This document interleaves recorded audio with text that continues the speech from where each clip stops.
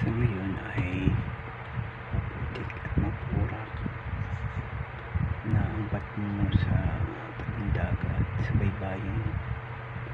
Halos nalaman na ng tubig ng lawa ang baybayin, kaya mahirap nang masyal doon sa ngayon, maalinsangan at napakainit ng panahon.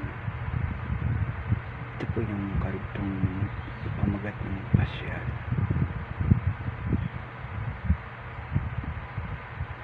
Kaya nga po, sana nga po ay mapagtuunan ng pansin na mapaganda ang baybayin ng Lawan ng Bugnaran. Sa ganun ay bumalik ang sigla ng mga kabataan na makamasyal sila doon. Subscribe lang po yung aking YouTube channel para kahit paano po ay medyo